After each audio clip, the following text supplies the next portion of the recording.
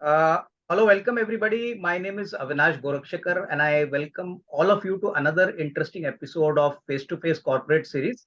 Friends, in these corporate series interviews, we introduce to you emerging companies from emerging sectors, and we make an effort to introduce you the top managements of these companies.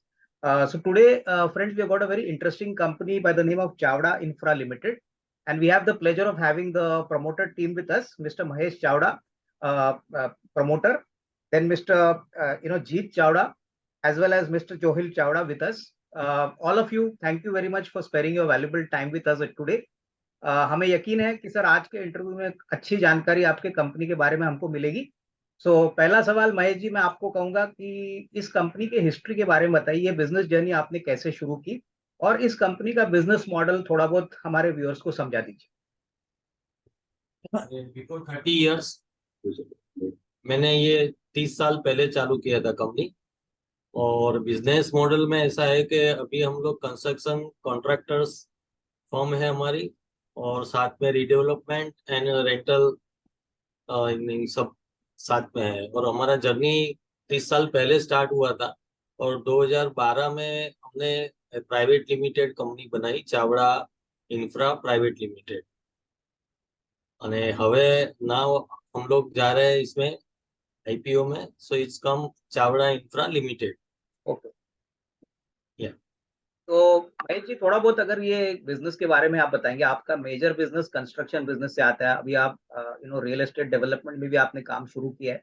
तो construction business में थोड़ा बहुत बताइए कि actually आपका business कितना बड़ा है, कितने क्लाइंट है, और इसमें एक्चुअली काम क्या होता है, यानी is it like proper EPC work, अगर मैं थोड़ा सा उसको समझ लूं। Avinash ji, to elaborate what you are asking, 92% of our revenue comes from the contracting business, and rest 8% comes from the leasing, renting, and as a developer. So these are the statistics. These are the statistics as of now. अभी जो statistics है वो ये है कि 92% जो हमारा business है वो कॉन्ट्रैक्टिंग फर्म से आ रहा है, और बाकी के 8% है वो आ रहा है हमारा लीजिंग रेंटिंग से, और एज अ डेवलपर हम लोग जो काम कर रहे हैं वहां से। ये आपका बाइफरकेशन हो गया। नेक्स्ट आपको जो आपने जो प्रश्न किया है मुझे, वो ये है कि हम लोगों के फिलहाल प्रोजेक्ट्स चल रहे हैं 26, जो 26 ऑन गोइंग प्रोजेक्ट्स हम लोग कर रहे हैं। और ये 26 जो प्रोजेक्ट्स कर रहे हैं वो हम लोग कॉन्ट्रैक्टिंग में कर रहे हैं, और कॉन्ट्रैक्टिंग के साथ हमारा एक रीडेवलपमेंट प्रोजेक्ट चल रहा है जो एज ए डेवलपर चल रहा है। और वो अपने अहमदाबाद आईआईएम रोड, जो बहुत ही बेहतरीन रोड है अहमदाबाद का, उसमें बहुत ही प्रीमियम स्कीम बना रहे हैं 42 अपार्टमेंट्स की, वेरी हाई एंड। जीत भाई मुझे बताइए, टोटल ऑर्डर बुक अभी अपना कितना होगा in value terms. Sir order book हमारा अभी 600 करोड़ का हम लोगों ने 31 मई को बुक किया हुआ था, जो अपने डीआरएचपी में हम लोगों ने फाइल किया हुआ। That is our order book, and we are still taking up new projects, and we are still looking for new opportunities. Okay. And normally, जीत भाई, what is the kind of time duration ये 600 करोड़ का अभी जो order book है as of May 23, इसको execution के लिए मोटा मोटी कितना टाइम लगेगा अपने को। देखो, ये जो 600 करोड़ के प्रोजेक्ट है ना, वो 2 से 3 साल का आप होराइजन गिन लीजिए। वो 2 से 3 साल में खत्म हो जाएंगे। पर ये टाइम के इन बिटवीन काफी सारे नए प्रोजेक्ट्स आएंगे, काफी सारे खत्म होंगे, तो वो काफी सारे आ भी चुके हैं, तो वो सारे जो सिलसिला है वो चलता जाएगा। So the 600 that we have mentioned is not it. It will increase, and the projects will come and complete in between. Okay, now Mahesh ji, जैसे जीत भाई ने बोला कि अभी हमने रीडेवलपमेंट का एक प्रोजेक्ट लिया है, आगे चल के कंपनी की क्या स्ट्रेटेजी रहेगी? क्या हम कंस्ट्रक्शन और डेवलपमेंट जो आई मीन डेवलपमेंट प्रोजेक्ट्स है उसमें ज्यादा फोकस करेंगे या कंस्ट्रक्शन पे ज्यादा फोकस करेंगे? कंस्ट्रक्शन पे तो ज्यादा फोकस होगा ही, लेकिन जो डेवलपमेंट है एज ए चावड़ा डेवलपर, वो भी हमें कंसंट्रेट करना है। लेकिन मेन फोकस तो हमारा कॉन्ट्रैक्टर फर्म में ही रहेगा, और बाकी धीरे धीरे करके हम लोग डेवलपर की तरफ आगे जाए। बिजनेसमैन है सर, जहाँ अपॉर्चुनिटी मिले वो बढ़ाएंगे ही। बिजनेस चालू किया है तो कम बिल्कुल नहीं होने देंगे। बिल्कुल Right now, we are thinking construction तो only for आपका construction. कंस्ट्रक्शन तो आपका मेन डीएनए बिजनेस है, उसमें कोई डाउट नहीं। अच्छा, मेरे भाई को एक बढ़ाएंगे सर। बताइए सर, बोलिए। सारा ही बढ़ाएंगे सर, शुरुआत की है तो सारा बढ़ाएंगे ही हम लोग ने। डेवलपर भी बढ़ाएंगे, कॉन्ट्रैक्टर भी बढ़ाएंगे, सभी आगे बढ़ेंगे। No, okay but right now we are focusing only on construction business. Okay So we are keen to get that better, better and better every day. okay, understood. Yeah. Now, tell me one thing, in the construction business and in the development business, what is the difference in the margins? यानी development में ज्यादा margin मिलते हैं या construction में मिलते हैं? क्योंकि मैं सोच रहा था कि डेवलपमेंट में नॉर्मली आपको मार्जिन थोड़ा सा अच्छा मिलेगा, तो आगे चल के मार्जिन एक्रेटिव कौन सा बिजनेस रहेगा? विल इट बी योर अभी कंस्ट्रक्शन बिजनेस और द डेवलपमेंट बिजनेस? नहीं, अभी बहुत सिंपल लॉजिक है जिसमें कैपिटल इन्वेस्टमेंट जितना बड़ा रहता है उतना रिटर्न ज्यादा रहता है। बिल्कुल तो वैसे कंपेयर करने जाओ तो डेवलपर और कंस्ट्रक्शन बिजनेस दोनों ही सिमिलर है कि तुम जितना इन्वेस्ट करते हो और उतना तुमको रिटर्न मिलता है। So I can say that developer is more good, but construction is also the equally parallel to developer, because the amount of money you pay to the construction firm, the same amount you can get it back from that company. नहीं बिल्कुल। As अच्छा, a अच्छा मेरे को एक बात बताइए महेश जी, मैं देख रहा था आपके कंपनी के ऑपरेटिंग मार्जिन्स जो अभी फिलहाल है काफी अच्छे हैं, 16%, 15.5-16% है। तो ये आपका क्या अनुमान है कि यहाँ पे हमको आगे चल के जैसे जैसे हम डेवलपमेंट करेंगे, ज्यादा कंस्ट्रक्शन का काम करेंगे, तो इसमें कुछ बढ़ोतरी का पोटेंशियल लग रहा है आपको, या आप इसी में कोशिश करेंगे कि ये स्टेबलाइज हो और मेंटेन हो? डेफिनेटली बढ़ेगा। It will go up to 20। अच्छा ओके अराउंड हाँ 80-20 स्कोर ओके फाइन, बढ़ेगा, प्रॉफिट के हिसाब बढ़ेगा ही। बिल्कुल। तो मैं ये सर मान के चलूँ, हम ये लोग जो फॉर्मवर्क में हाँ इन्वेस्टमेंट कर रहे हैं ना, हाँ तो उसका जब रिपीटेशन आएगा, तो वो जैसे ही रिपीटेशन हम लोग करते जाएंगे वैसे प्रॉफिट मार्जिन बढ़ते जाएगा। जैसे कि आपने अभी 5 से 12 का जो जंप देखा ना, हाँ this is one of the reason कि हम लोग जो पुराने एसेट्स है उसको यूटिलाइज करके we are increasing the margin. तो ओके इन्वेस्टमेंट को रिपीटेड यूटिलाइजेशन जब तक करते जाएंगे तो हाँ वो मार्जिन होगा बढ़ते ही जाएगा। Okay understood. अच्छा महेश जी, एक बात बताइए, नॉर्मली जब आप कंस्ट्रक्शन प्रोजेक्ट्स लेते हो कोई क्लाइंट का, तो इसमें नॉर्मली रिटेंशन मनी कितना होता है? लाइक हमने काफी रिटेंशन कंपनी से बात की, रिटेंशन मोटा मोटी रिटेंशन मनी रिटेंशन का कितना परसेंटेज होता है? Retention money it is from 3 to 5 और ये पैसा आपको कितने टाइम के बाद मिलता है? यानी upon the project, or depends upon the project. वो after completion we get the half of the retention money and rest of after 1 year. Okay. और मोटा मोटी अभी बैलेंस शीट पे अगर मैं देखूं, अगर मार्च 23 का फाइनेंशियल देखूं, तो अभी कितना पैसा रिटेंशन मनी में अभी भी अपने को आना बाकी है? Nearly 8 to 9 अच्छा year. ओके, तो ये पैसा भी मेरे ख्याल से आपके कैश फ्लो में slowly slowly it will come as the client releases the. Yes, yes, yes. Okay. Mahesh ji, अभी थोड़ा सा इंडस्ट्री के बारे में बताइए कि आप काफी समय से कंस्ट्रक्शन इंडस्ट्री में हो, अहमदाबाद गुजरात फोकस्ड हो, तो यहाँ पे अपने को क्या लग रहा है अगले 2-3 साल में जो मार्केट हम लोग अभी केटर कर रहे हैं, ये कितना बड़ा मार्केट है? क्या ग्रोथ आप एक्सपेक्ट कर रहे हो अगले 2-3 साल में? आपको लगता है कि और भी ट्रेमेंडस ग्रोथ अपॉर्चुनिटी रहेगी गुजरात में, या आप दूसरे कोई स्टेट्स में एंटर करना चाहते हो? डेफिनेटली गुजरात में है, और डेफिनेटली अहमदाबाद में तो और ही इसका स्कोप बहुत ही ज्यादा है और बहुत ही बड़े बड़े प्रोजेक्ट आ रहे हैं। ओके अभी हमारे पास भी इतने सारे प्रोजेक्ट है और अभी भी नए प्रोजेक्ट इतने आ रहे हैं, तो अभी हम हमारा कैपेसिटी भी बढ़ा रहे हैं, क्योंकि अभी हमारे पास 600 से ज्यादा प्रोजेक्ट, 600 CR से ज्यादा प्रोजेक्ट है ऑलरेडी उसका हाँ फिक्स हो गया है। लेकिन और भी प्रोजेक्ट बन रहे हैं, तो ये हिसाब से अगर हमारे पास इतने प्रोजेक्ट है तो अहमदाबाद में स्कोप बहुत ज्यादा है और बहुत सारे प्रोजेक्ट बन रहे हैं अभी तो, और बहुत सारी इंक्वायरी है, टेंडरिंग चल रहा है अभी। तो स्कोप तो बहुत है और ये 5-10 साल तक ये हमें तो ग्रोथ दिखता ही है। बिल्कुल। जो और या अहमदाबाद में we are focusing right now to the nearby cities, जैसे गांधीनगर है, गिफ्ट सिटी, जो ट्राई सिटी है।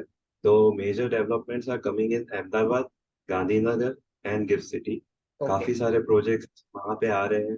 आपने शायद पता हो तो गिफ्ट सिटी का फेज 2 भी they are coming up with the phase 2। So being a local player, we have a local advantage because so many projects are coming up and we are one of the top local players who could execute such projects. तो वो काफी एक advantage रहेगा और काफी सारे projects हम लोग अभी बिड भी कर रहे हैं, नए आ भी रहे हैं और काफी सारे इवेंचुअली कंफर्म हो भी जाएंगे. बिल्कुल. Joel, one question to you, since you handle the project part for the construction, business of the company. Normally, how is the pricing done for every, construction project? Like, what are the parameters which go in deciding that what kind of margins, the company will work at? So, any ballpark number or any kind of internal IRR, you all actually estimate that this is a project where you all will be making a minimum amount of, decent amount of margin. So, any kind of, thought process on that, if you could share. Actually, pricing is depend on the stories, number of stories. Like 14 stories have the different pricing, 22nd stories have the different pricing, 32nd stories has a different pricing. But yeah, the percentage for the profit remains like a 12 to 13% per project. Okay. Whatever is the pricing and total costing of the project. Okay.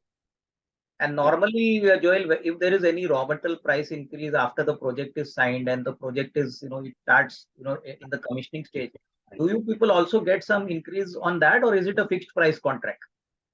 No, actually, our project, a project we have the basic rate contract. So if the prices increase, so we have to keep the difference to the developer and we have to take it back from them. Okay, fine. Mahesh ji, दूसरी बात मेरे को बताइए कि अभी हम लोग तो अहमदाबाद में, गुजरात में काफी वेल पोजीशन्ड है कंस्ट्रक्शन बिजनेस में.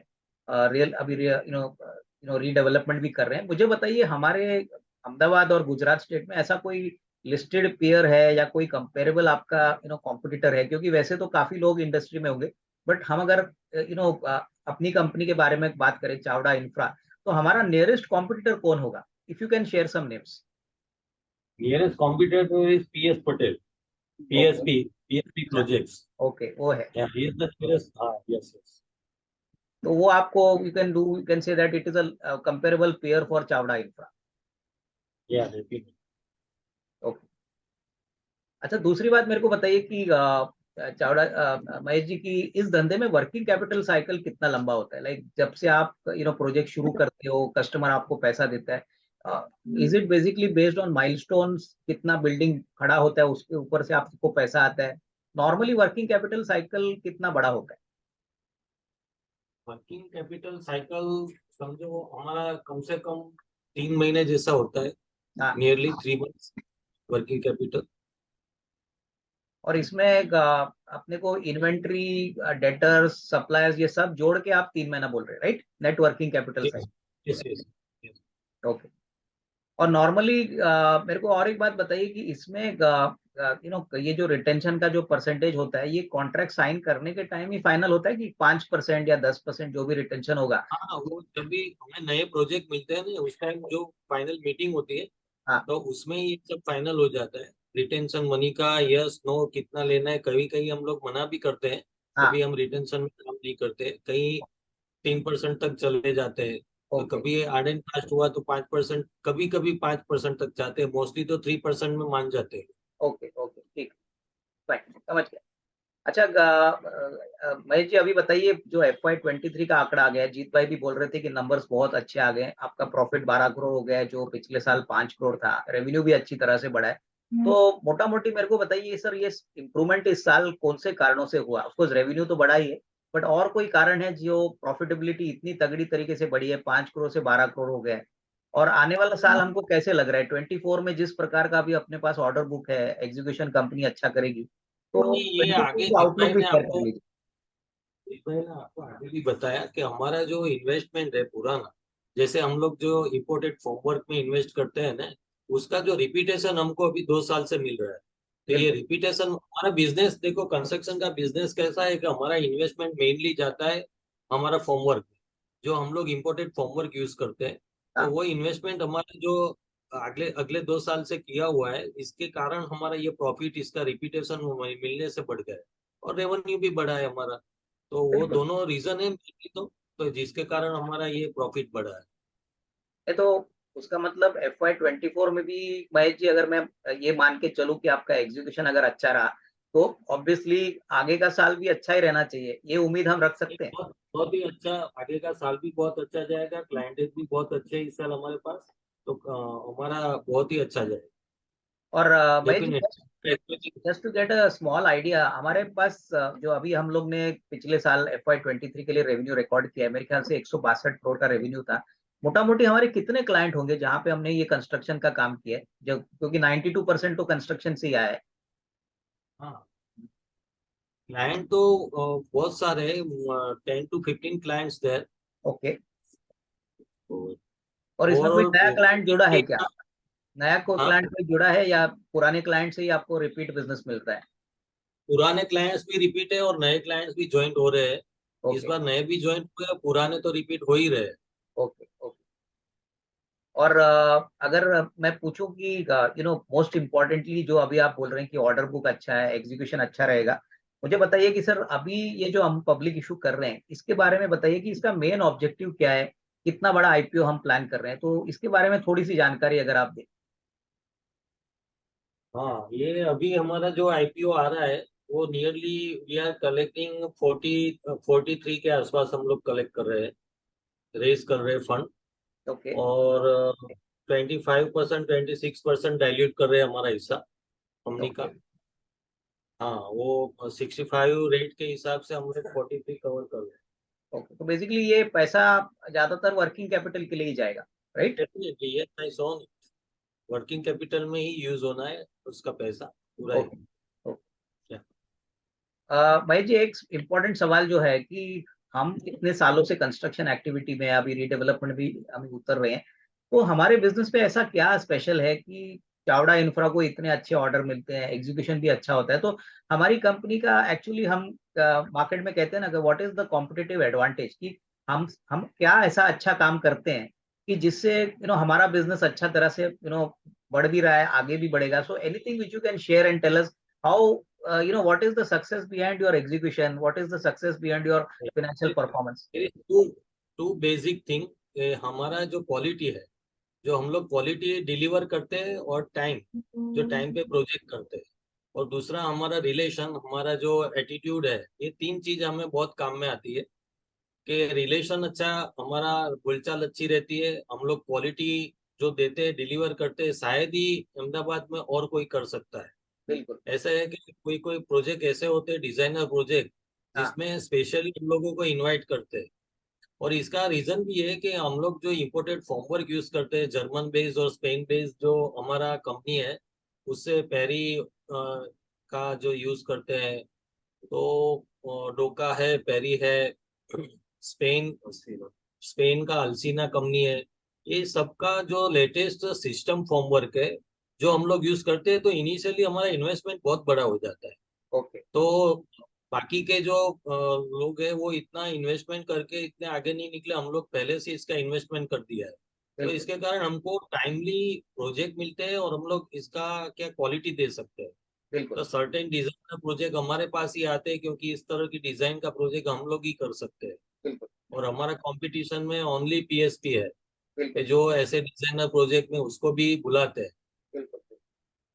अच्छा महेश जी, और एक सवाल कि अभी ये जो रियल जो रीडेवलपमेंट का प्रोजेक्ट हम लोग कर रहे हैं, ये मोटा मोटी हमारे फाइनेंशियल्स में कभी रिफ्लेक्ट होगा? लाइक जीत भाई बोल रहे थे कि ये काफी बड़ा प्रोजेक्ट है, तो आई अभी just want to understand. Next next financial year में इसका इफेक्ट देखने को मिलेगा, डेफिनेटली। अच्छा, तो basically we can have some revenue and profit from FY25। या okay, and when will this project be fully be completed, any idea Jeet भाई? Yes, it will be completed by Diwali next year. Okay, by Diwali next year. Definitely. And this is Yes. a pure Then residential project, the right? entire sales part will be booked by the Diwali next year. Okay. So So basically, yes, when you say redevelopment, some part of it will be going to the existing tenants and some part of it will be commercialized by you people, right? exactly. Uh, there are percentage, certain part has to go with the existing owners, and the rest of the part we have to do the construction, and then we have to take out the profit. Okay. But That's how it. but broadly, Jeet bhai, without giving a number, if you could just tell me yes or no, that will the margins be comparable or will they be better compared to the construction business for this particular one? Actually, it is actually very good, and very good being we have become people are very accustomed to the name Chavra here. So moment this project starts, they see our board, they are really happy. We don't have to put in anything, and the revenue starts generating, and profit wise it is very nice. Okay, It's very good. Understood. Yes. Mahesh ji, अभी आपने इतना मेहनत करके company खड़ी कर दी है, काफी अच्छा एग्जीक्यूशन भी एस्टेब्लिश किया, अभी नए इन्वेस्टर्स आपकी कंपनी में आने वाले हैं, आईपीओ होगा तो ऑब्वियसली नए शेयर होल्डर्स आपकी कंपनी ज्वाइन करेंगे, तो आपका विजन क्या है? आप ये शेयर होल्डर्स को कैसे रिवॉर्ड करोगे लॉन्गर टर्म में? आपको किस प्रकार से आप ये शेयर होल्डर्स को अच्छा खासा रिटर्न देने की कोशिश करोगे विदाउट पुटिंग नंबर्स? सर, आपका क्या विजन है वो बताइए, क्योंकि मार्केट आपको पहली बार ग्रीट करेगी, आपकी कंपनी में पैसा लोग डालेंगे, नए शेयर होल्डर्स होंगे, तो आप उनके लिए आपका क्या मैसेज होगा? हमारा मेन तो टारगेट है कंपनी का ग्रोथ।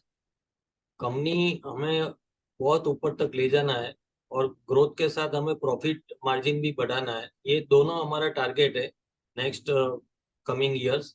और प्रोजेक्ट भी इस तरह के हमारे पास आ रहे हैं कि हम लोग ये कंपनी का ग्रोथ कहीं भी ऊपर ले जाएंगे। साथ में हम ऐसे चावड़ा डेवलपर भी डेवलप कर रहे हैं, उसमें भी हम लोग प्रोग्रेस ज्यादा कर रहे हैं। तो दोनों मिला के हम लोग बहुत ही अच्छा कर रहे हैं। ओके। दूसरा हमारा चावड़ा आरएमसी एलएलपी भी है, जिसमें हाँ। हम कंस्ट्रक्शन कंक्रीट बना रहे हैं। हाँ। तो हमारी तीनों कंपनी में अभी ये चावड़ा इंफ्रा जो कॉन्ट्रैक्टर बेस्ड कंपनी है, उसका भी प्रोग्रेस बहुत होगा और डेवलपर का होगा, दोनों का ज्यादा ही होगा। बिल्कुल। जैसे ग्रोथ बढ़ता है वैसे बेनिफिट इन्वेस्टर्स को ही होने वाला है, क्योंकि हम लोग जो टारगेट कर रहे हैं कि maximum growth of our company as in the form of the profit, and which will give the positive impact to our investors. They can get the good returns, good profit from that. बिल्कुल। भाई जी, आखिरी सवाल जो बहुत important होता है और जो सारे बिजनेसेस को रेलेवेंट होता है, हमारे बिजनेस में सबसे बड़ा रिस्क क्या है और इस रिस्क को हम लोग ने इतने साल कैसे मैनेज किया है? I mean, how have you manage to stay afloat despite the challenges? रोज हर साल कहीं ना कहीं कोई चैलेंजेस, कोई प्रॉब्लम्स आते हैं, तो सबसे बड़ा रिस्क तो पहले धंधे में बताइए, और रिस्क मिटिगेशन आपने कैसे किया है कि धंधे को इसका नेगेटिव इम्पैक्ट ना आए? नहीं, रिस्क तो इसमें क्या होता है कि हम लोग कंस्ट्रक्शन बिजनेस में रहते हैं, तो थोड़ा बहुत रिस्क लेता है, लेकिन अभी तक हमको ऐसा कोई प्रॉब्लम आया नहीं है हमारे बिजनेस में अभी तक, कि जिससे हमको कभी चैलेंजेस होता है टेंडरिंग करने में, कभी कोई गलती हो गई, कहीं नंबर ऑफ प्रोजेक्ट्स करते हैं, कहीं एक दो प्रोजेक्ट में हमारा रेट कम हो गया या कोई वहाँ कोई प्रॉब्लम आ गया, तो वो एक दो साइड माइनस में जाती है। तो वो कभी कभी होता है, लेकिन हम लोग नंबर ऑफ प्रोजेक्ट करते हैं तो क्या होता है कि इतना कोई इफेक्ट हमें डायरेक्ट हमारे अकाउंट में नहीं आता है, वो मोटा कभी भी नहीं हुआ। मोटा मोटी आई मीन, आप ये कह रहे हैं कि धंधा काफी स्टेबल है, ऐसा कोई बड़ा रिस्क नहीं है। I think it is a more stable business और आगे भी अच्छी तरह से ग्रोथ मिलेगा, राइट? यस यस, मतलब इतने बड़े रिस्क में से निकल गए कोविड के, तो मुझे नहीं लगता इससे बड़ा कोई रिस्क हो सकता है। और कोविड के लिए और अच्छी तरह स्टेबल है, उसके बाद का tremendous growth. I think Covid तो बहुत ही एबनॉर्मल डेवलपमेंट था, हर धंधे के लिए प्रॉब्लम था। उससे बड़ा रिस्क मैं जब से मैंने बिजनेस ज्वाइन किया, मैंने कोविड से बड़ा रिस्क अभी तक नहीं देखा। तो वो रिस्क में से हम लोग निकल गए और फिर भी स्टेबल है, मतलब आगे तो मुझे नहीं लगता कि इससे बड़ा कोई रिस्क हमको लगेगा। नहीं, बिल्कुल। आई थिंक आपका कंपनी का परफॉर्मेंस और कंपनी का जो आउटलुक है वो बहुत अच्छी तरह से आप लोगों ने शेयर किया। महेश जी, जीत भाई, जोएल भाई, thank you very much for your valuable time, और मेरी बेस्ट विशेस आपको, आपके पूरे टीम को और आपके फोर्थकमिंग आईपीओ के लिए। Thank you. Thank you. Thank you.